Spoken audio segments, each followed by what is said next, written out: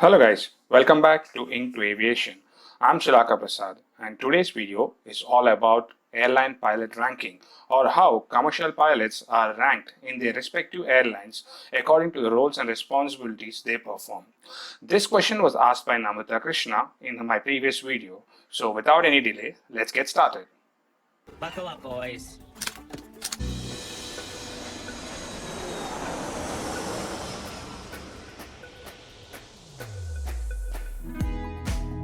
So guys, before we understand the ranks, I would like to divide the pilot ranks in an airline into three categories.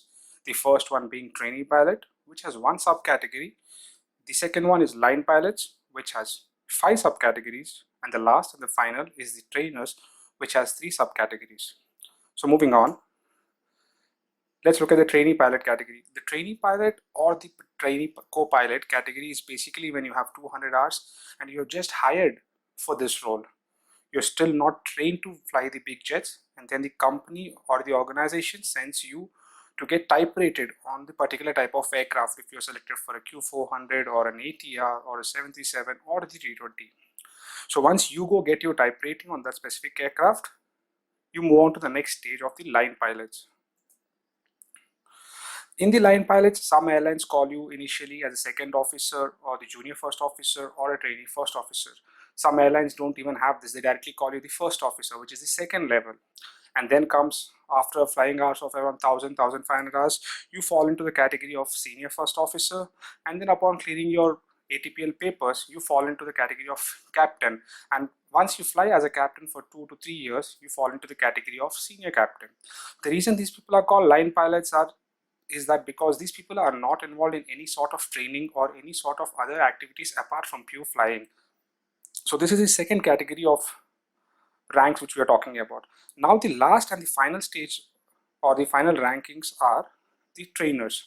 Guys, these are the people who train those people who are in line pilots or the trainee pilots. The first one is the line training captain, LTC, or the check pilot. Now they conduct line training, route checks, pilot proficiency checks. Then comes the next higher level, type rating instructor.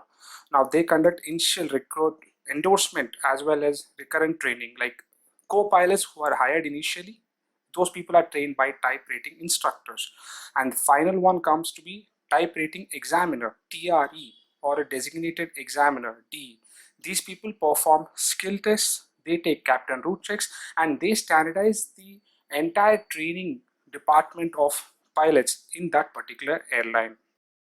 Guys, now that we have seen all the three levels, let's try to summarize the entire hierarchy which is followed in an airline.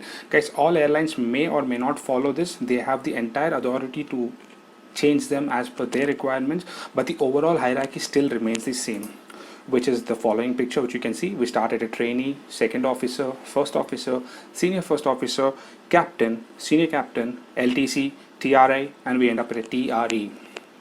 Guys, moving further, the stripes. Guys, a trainee pilot and the second officer mostly wear 2 stripes on each shoulder, and then moving on to the 3 stripes category, which is the first officer and the senior first officer. And captains and above will be wearing 4 stripes on each shoulder. Guys, in the year 2015, I had came across this beautiful quotation or a quote. I don't remember exactly where I got this from, but I thought I would like to share it with you guys. Guys, a captain once told me, first stripe is for profession, second stripe is for knowledge, third stripe is for flying skills, the fourth one is the responsibility. Always remember the weight on your shoulders. Guys, on this note, I would like to end this video.